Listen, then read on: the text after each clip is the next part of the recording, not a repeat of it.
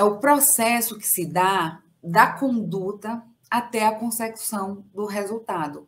Isso é chamado intercrimes, é o caminho percorrido pelo agente para atingir o resultado dele, o resultado ilícito. Então, a gente já tem a primeira conclusão, que o intercrimes só é aplicável aos crimes dolosos. Não tem como a gente verificar um caminho percorrido pelo crime se o resultado foi involuntário, se o sujeito sequer queria o resultado. Intercrimes, então, é associado aos delitos dolosos. E é formada por 4 etapas. Por 2 fases, na verdade, a fase interna e a fase externa. A fase interna é a cogitação.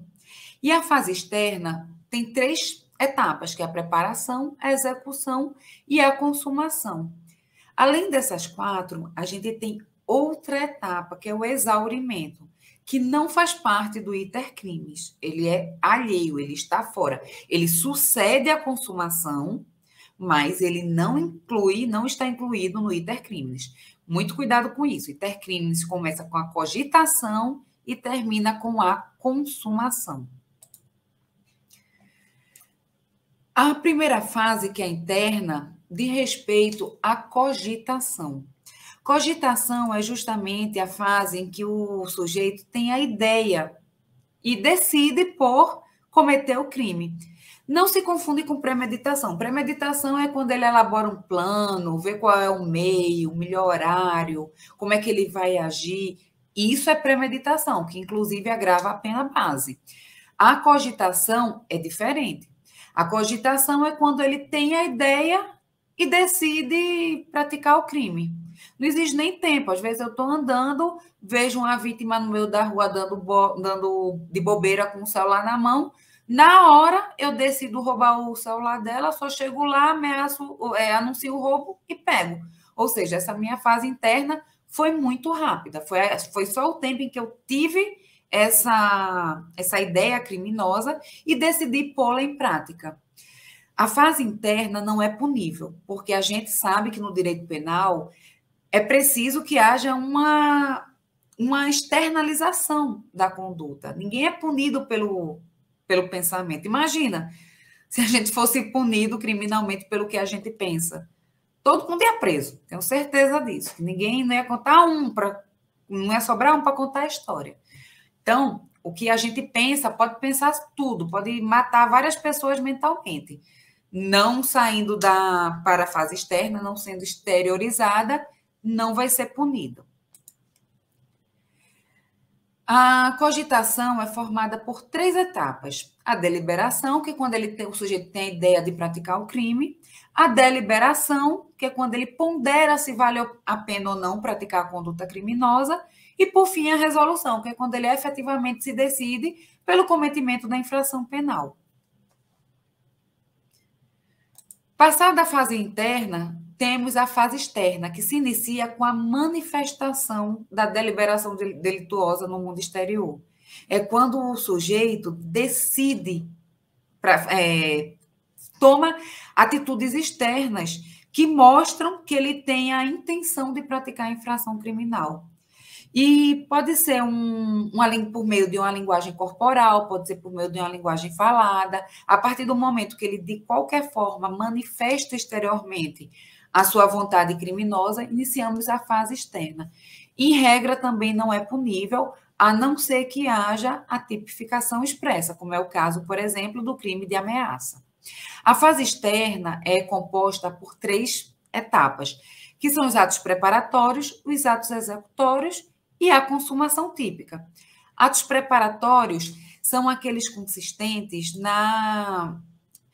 no preparo para o crime. Ele vai preparar o terreno para cometer o crime. Por exemplo, ele adquire a arma, ele compra o veneno, que ele vai envenenar a pessoa, ele se esconde num local para pegar a vítima de surpresa e roubá-la. Esses são os atos preparatórios, que, em regra, são impuníveis, a não ser que haja uma previsão expressa, que acontecem aqui, por exemplo, no caso da associação criminosa, no caso da incitação ao crime, no caso de você ter petrechos para falsificação de moeda.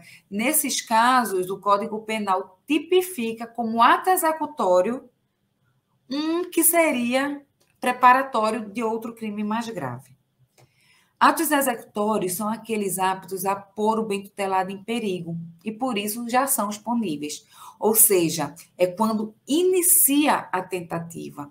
A partir daí é quando o agente comete um ato executório, a partir daí ele pode ser punido.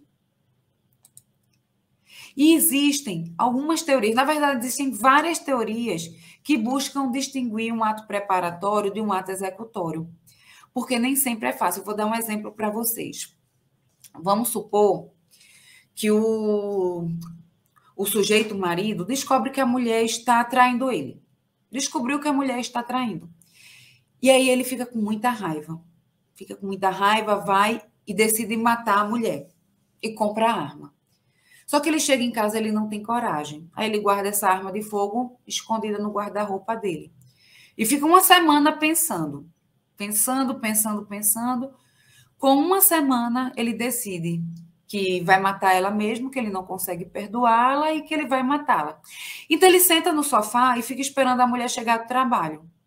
Quando ela chega, ele aponta a arma de fogo para ela e começa a jogar tudo, começa a vomitar nela o que ele não tinha falado antes, que ela traiu ele, aquela história toda. Começa a confusão. E aí ela começa a pedir desculpa, ele fica o tempo todo com a arma apontada para ela e eles discutindo. Aí ele vai, se acalma um pouco e senta. Aí respira, 10 minutos ele respirando. E aí a mulher vai tentar falar com ele e ele, de inopino, com raiva, volta a raiva de uma vez só, ele se levanta e aponta a arma e atira.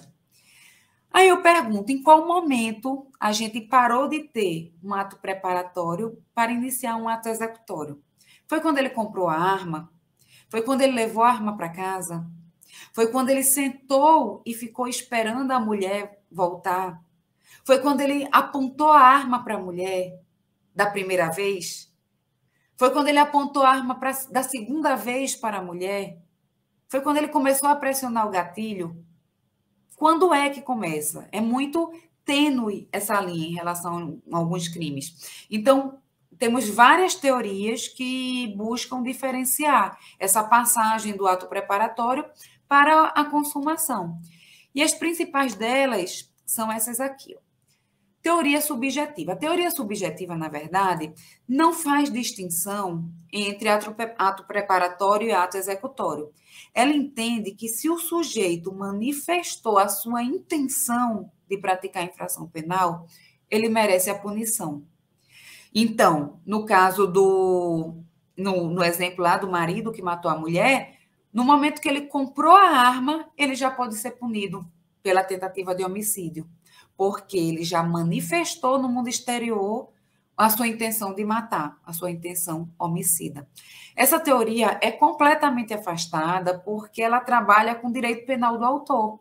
Ela não exige sequer a ocorrência de um fato típico para que se diga que o agente pode ser punível. Então, ela é afastada. Mas nós temos também as teorias objetivas, que efetivamente separam o ato preparatório do ato executório. Não basta a intenção manifestada do agente. Tem que haver, no plano concreto, na realidade, alguma ação para que a gente diga se o ato deixou de ser preparatório e passou a ser executório. A primeira teoria, a teoria da hostilidade ao bem jurídico ou material, que fala que o ato começa a ser executório quando o bem jurídico é posto em perigo. No exemplo que a gente deu agora há pouco, por exemplo, quando ele apontou a arma para a mulher. Inclusive na primeira vez, porque ele levantou a primeira vez, ficou lá discutindo com ela, desistiu, baixou a arma, ficou 10, 15 minutos, depois foi que ele atirou e levantou. Para a teoria da hostilidade, a partir do primeiro momento que ele levantou a arma e apontou para ela, ele já colocou a vida e a integridade física da vítima em perigo. Então, ele já pode ser punível. Aí já temos um ato executório. A segunda teoria é a objetivo formal, que é aquela que diz que só há ato executório quando o agente começa a praticar o núcleo, o verbo descrito no tipo penal, que é, por exemplo, o matar. Quando é que ele começa a matar? Quando ele começa a acionar o gatilho. Quando ele está apontando a arma, ele não está matando, ele está ameaçando. Quando ele começa a pressionar o gatilho, aí sim ele começa a matar. É a teoria dominante no nosso direito penal, na nossa doutrina. Só que existem situações que a teoria objetivo formal é falha. Por exemplo, o cidadão, o sujeito está lá, vai pular o muro para invadir a casa alheia. Segundo a teoria objetivo formal, o ato executório só se iniciaria quando ele realmente, quando ele estivesse de fato dentro da casa alheia, tivesse invadido. Então, não tem um meio termo. Ou ele invade ou ele não invade. Então, se a polícia pega ele em cima do muro, ele não está invadindo. Ele não iniciou a prática do nucleotípico. Então, ele não pode sequer ser preso em flagrante. A mesma coisa no caso de furto mediante arrombamento. Se a polícia pega o cidadão lá rompendo o cadeado do estabelecimento comercial.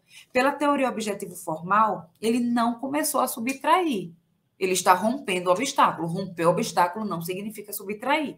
Então, ele está praticando um ato preparatório do crime de furto.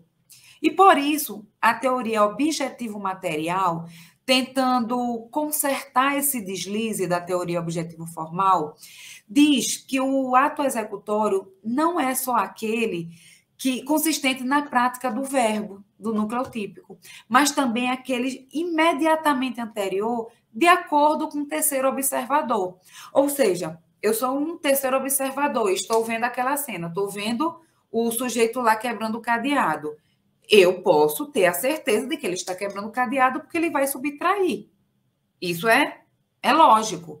Então, pela teoria objetivo material, este ato do rompimento do obstáculo ou do subir no muro para invadir a casa alheia não é mais um ato preparatório, já é um ato executório. Temos ainda a teoria objetiva individual, que é muito parecida com a teoria objetivo material. Só que na objetivo material, a gente tem o ato imediatamente anterior ao verbo, de acordo com a posição de um terceiro observador. Eu sou um terceiro que estou aqui de fora vendo a cena. Já a teoria objetiva individual é de acordo com o plano do autor. O ato executório é não só o núcleo, o verbo previsto no tipo penal, como aquele imediatamente anterior, de acordo com o plano do autor. Então, por exemplo, no caso do rompimento do obstáculo, o autor estava rompendo, de acordo com o plano dele, para entrar e efetuar a subtração. Por fim, nós temos a teoria da impressão ou objetivo subjetiva, que fala que há o ato executório quando a conduta do agente é apta a abalar o sentimento de confiança que as pessoas que tomam conhecimento da conduta ficam com a confiança abalada. Ou seja, se eu sei que teve um cidadão aqui do lado do meu prédio que tentou arrombar um estabelecimento comercial, eu tenho a minha sensação de segurança e da vigência da ordem jurídica abalada. Então, de acordo com a teoria da impressão, essa conduta que causou essa impressão negativa na sociedade é considerado um ato executório. Isso daí não é uma discussão meramente acadêmica, porque variando do momento, existem as regras de prescrição, que se começam a contar de acordo com a consumação do crime, também da competência territorial, então não é uma discussão meramente acadêmica, certo? Existem casos, inclusive, que é necessário uma interpretação, uma jurisprudência para dizer quando o crime vai deixar de ser ato preparatório para constituir ato executório. É o caso, por exemplo, da súmula 582 do STJ, que adota a teoria da amócio no crime de furto ou de roubo, né? Que é o mesmo. A súmula fala do roubo, mas aplica-se também para o furto. Então, consuma-se o roubo quando há a inversão, com a inversão da posse do bem mediante o emprego de violência ou grave ameaça, ainda que por breve tempo, e seguida a perseguição imediata do agente e recuperação da coisa roubada, sendo dispensável a posse mansa e pacífica. Ou seja, para o STJ, o crime de roubo e o de furto, claro, tirando a violência ou grave ameaça, mas o crime de roubo ou de furto vai se consumar quando houver a inversão da posse. Quando o cidadão estiver já com a coisa e ele tem a disponibilidade, mesmo que a vítima esteja me perseguindo, correndo atrás de mim. Afinal, se eu tenho a disponibilidade, eu posso, por exemplo, jogar no chão e quebrar. Então, a posse está invertida, embora não seja uma posse lícita, mansa e pacífica.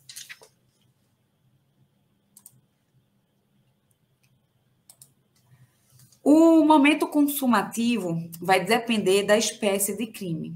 Cada tipo de crime vai ter o seu momento consumativo. Por exemplo, os crimes materiais, a consumação vai se dar com um resultado naturalístico, que é aquele que a gente fala bastante aqui, que é a modificação no mundo exterior, perceptível pelos sentidos. Os crimes formais são aqueles que descrevem um resultado no tipo, mas para a consumação esse resultado não é necessário. Ou seja, o crime formal consuma-se com a prática da conduta. Se ocorrer o resultado, é apenas um exaurimento, que a gente vai ver daqui a pouco. Independe para a consumação do crime formal se houve ou não resultado. Por exemplo, na extorsão mediante sequestro, a simples privação da liberdade já consuma o crime. Se houve posteriormente o pagamento do resgate, o crime já estava consumado. O crime de mera conduta ou de simples atividade, como o próprio nome diz, consuma-se com a conduta. E o tipo sequer prevê um resultado para essa modalidade. Nos crimes permanentes, a consumação vai se protrair no tempo. Enquanto a gente estiver praticando a ação, o crime a consumação vai estar se renovando, vai estar ocorrendo. Isso, por exemplo, pode ser preso em flagrante, tem a questão da competência territorial, a questão da prescrição. Nos crimes habituais, a consumação vai se dar com a reiteração criminosa.